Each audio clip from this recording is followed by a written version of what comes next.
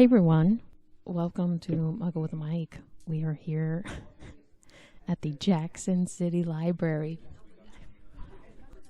And I really feel like I'm NPR today because we are in the library and we're supposed to be quiet in the library. But we're here for the Apple City PopCon. I see a friend. And we're going to be here live. They've got several vendors here in the library. Different people selling things. We have artist Sean Langley. Right next to me is also Final Boss Con.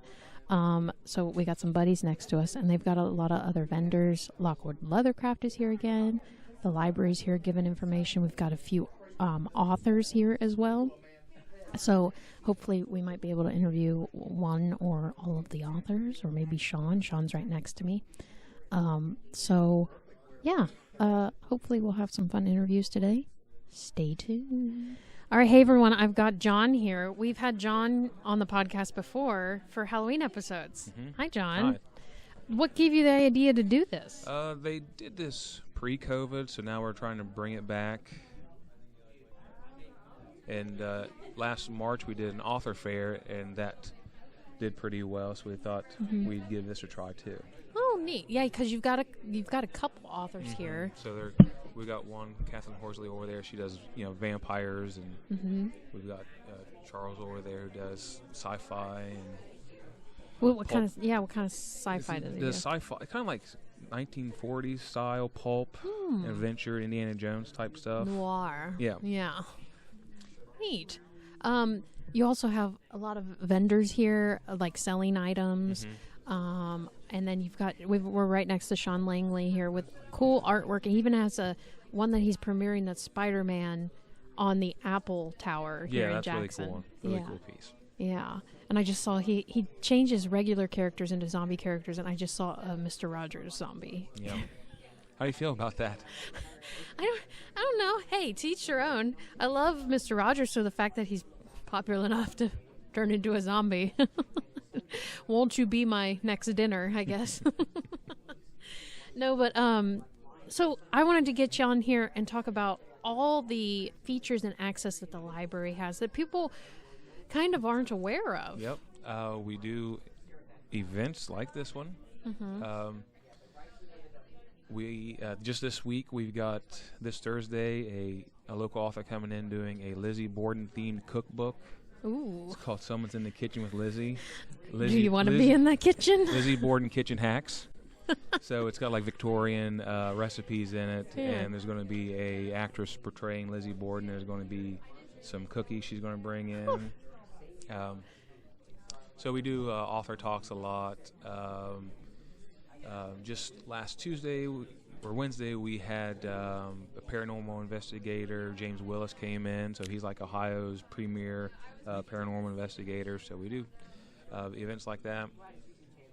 And as far as offerings, of course, the library has books, movies, but we also have Katie got signed up for a library card today, and that's going to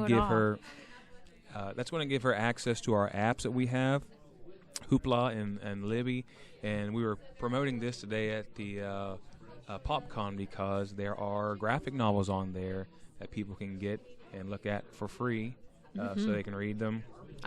I looked it up. You showed me some of them. They've got Star Wars. Yeah, and it's all things. New stuff that's been out in the past few months. So it's collections and also individual issues. So Hoopla has graphic novels, has e-books, audiobooks.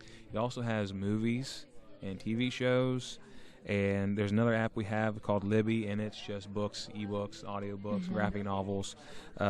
Canopy is another app, and it has movies and TV shows. And Hoopla and Canopy, it has apps on smart TVs like Roku. So you can put it up on your TV and stream it just like Netflix. And it's free with the library card. Yep. All you need is just your library card. It's all free. You also have a 3D printer. Yes, we have a 3D printer, and we put you on the list for a Darth Vader miniature. So we'll be giving you a call when that's ready.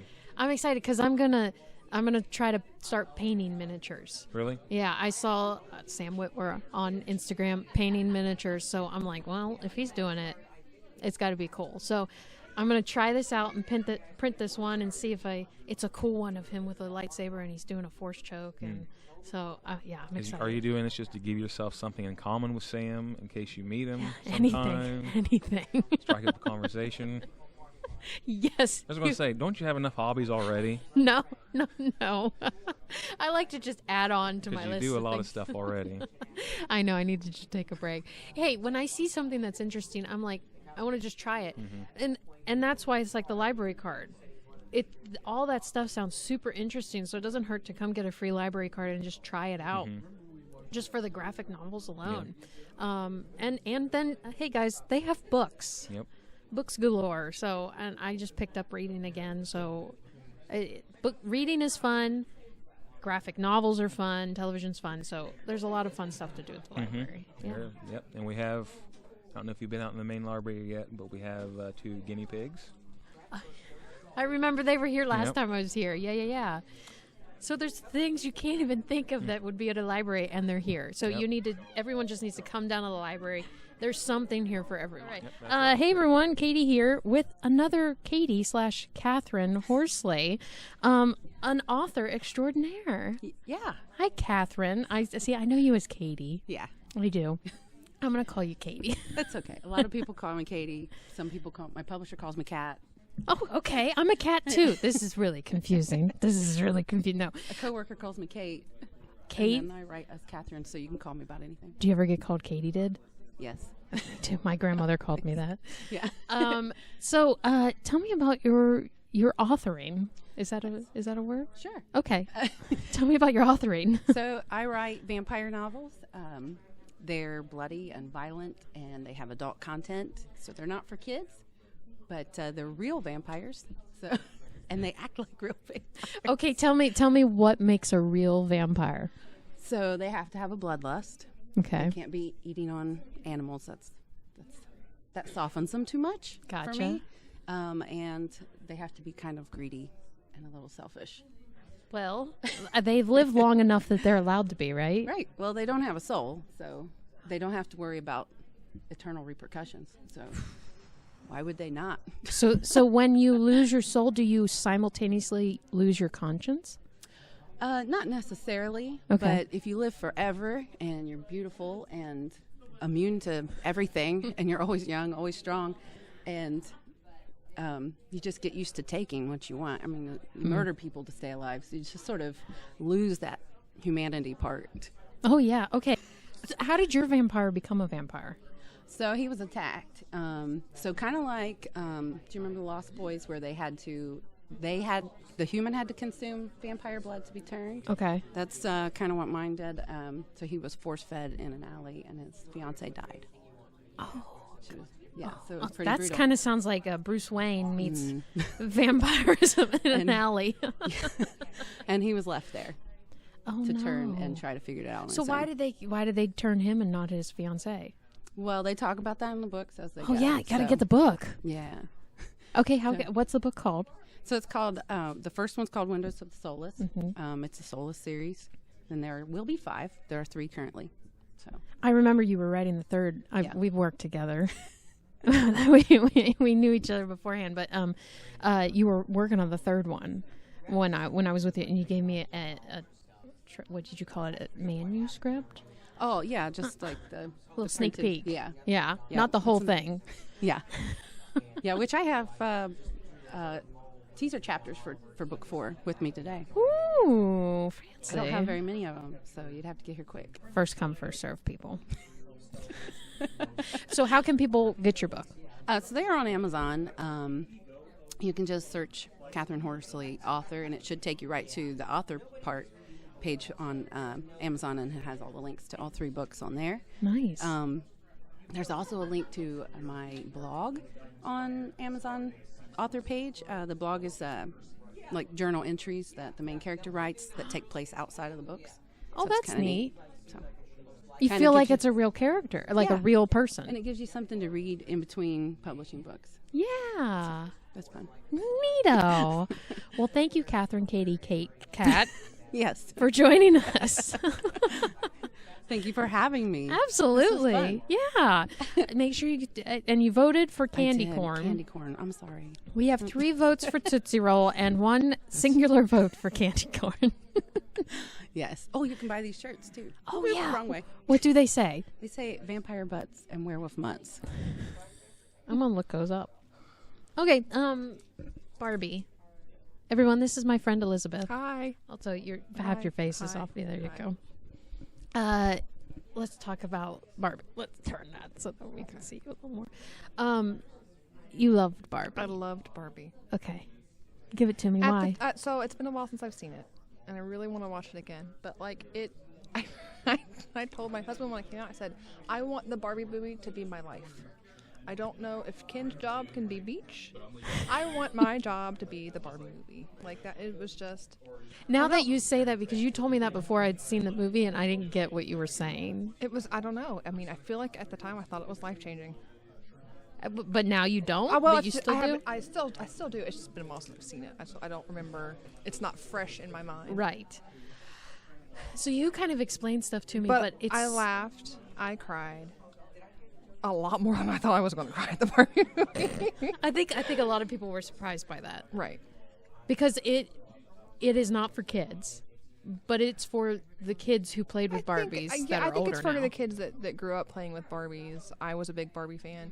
I mean, I think kids could see it. There's things that's going to go over their head. Yeah. They're going to like the bright colors and Yeah. you know the music and whatever. I love the music. I still listen to it sometimes in my house on Spotify.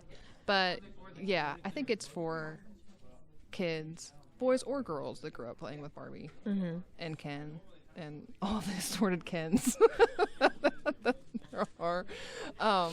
Yeah, and well, I mean, America Ferrera's monologue about Best part of the movie, I think. what it's like to be a woman, and the line that sticks in my head is, you know, moms or women stand still so that their daughters can go on. I was sobbing.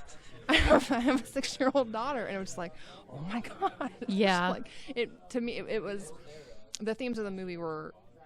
I don't know if they were meant to be like motherhood-ish, but I got that as being a mother. I think it totally was. And the fact that, you know, the doll, they think it's a little girl they're seeking out, but it's actually the mother.